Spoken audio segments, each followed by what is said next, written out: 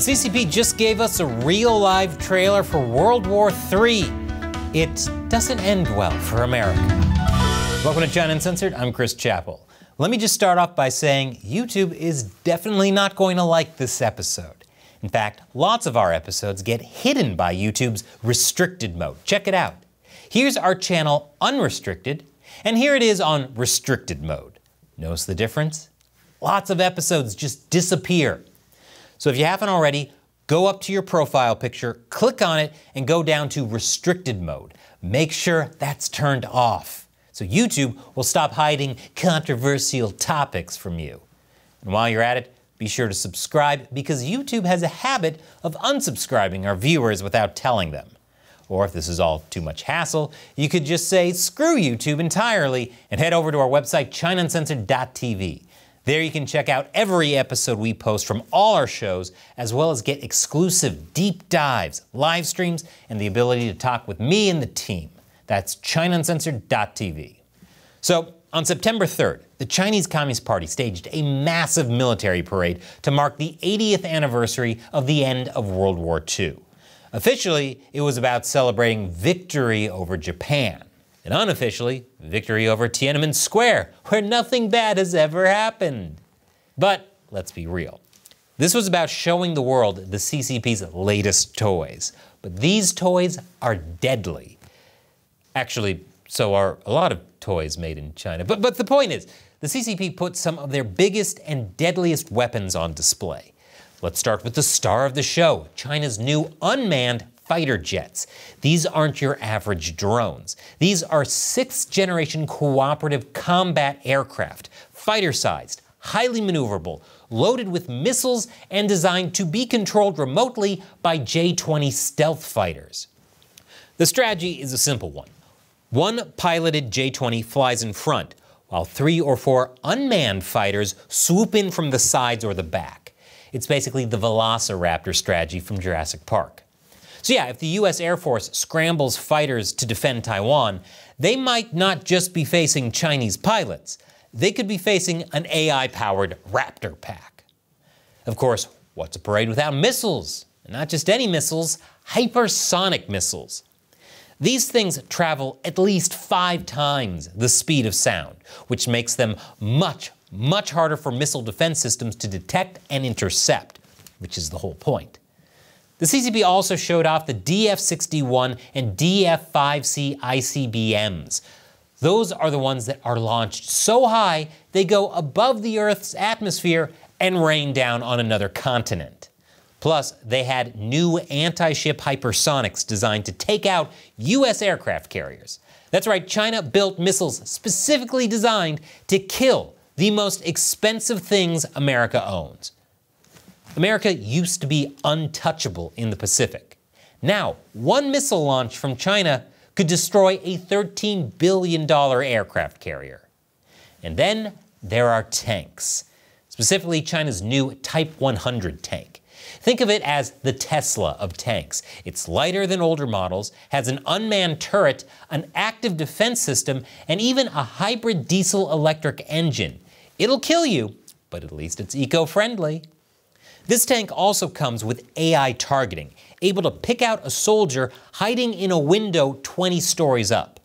It's built for urban combat, which might come in handy for, say, an invasion of Taiwan. Finally, let's talk about the ocean, because China is making waves, literally, with its drone submarines and naval expansion. These unmanned underwater vehicles can sneak beneath carrier groups.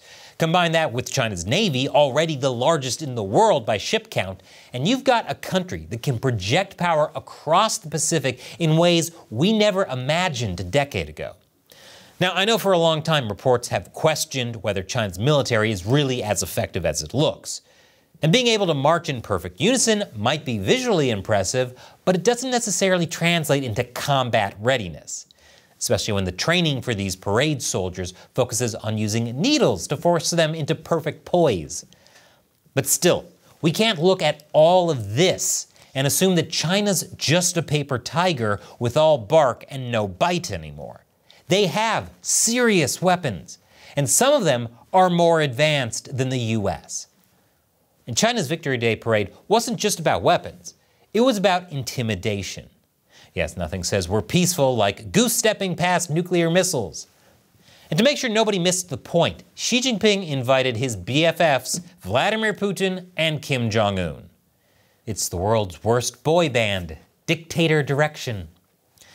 So the biggest baddies are lining up behind China. And China's military is a lot more powerful than most people realized. And the US is woefully unprepared to deal with it. Meanwhile, America is busy arguing about TikTok bans, which is ironic since TikTok might actually be China's most successful weapon so far. The point is, I hope seeing this parade of military might wakes people up and makes them want to actually do something. We need to stop the CCP now. Otherwise, our children and our grandchildren might be dying in a war against China. Sometimes I feel like Cassandra screaming into the void, because just when you thought US policy couldn't get any dumber, it turns out the Pentagon actually helped fund some of China's military research, including, in the past 5 years, billions in defense grants ended up in projects with Chinese universities tied to the PLA, hypersonics, AI, quantum tech, you name it. So congratulations, America. We didn't just buy cheap junk from China. We literally paid for the missiles aimed at us. USA #1. China already has at least 600 nuclear warheads, and they're stockpiling them faster than ever. They're coordinating with Russia and North Korea. They have advanced fighter planes, and their Navy is bigger and maybe deadlier than the US Navy. That's why within a decade or less, the oceans that have protected America for centuries may no longer keep us safe. Now, some people argue that communist China is a house of cards. I have also argued that. It's true they have a lot of weak points, like the failing economy, social problems, corruption, you name it. But military power is the glue holding that house of cards together. And it's very strong glue. If the Chinese people believe the party can win the next war, they'll march along. If they see this display of might from the CCP, they'll be too scared to step out of line. That's why these parades matter. So here's my point. America can't just keep trading with China and hope the CCP will reform. It can't even just sit back and hope the CCP will collapse. If the US government waits another decade before treating China as a serious military threat, the balance of power in Asia could flip forever. The CCP will take Taiwan, but that's just the beginning. Well, Tibet was the beginning, and then there was Hong Kong. But the point is, the CCP will not stop until the entire world agrees to bow before it. But hey, maybe if America just signs a trade deal with China, they'll stop building missiles. That's how international relations work, right? So what do you think? Should America take China's military buildup seriously, or should we just wait until the parade includes a Death Star? Leave your comments below. Once again, I'm Chris Chappell. Thank you for watching China Uncensored.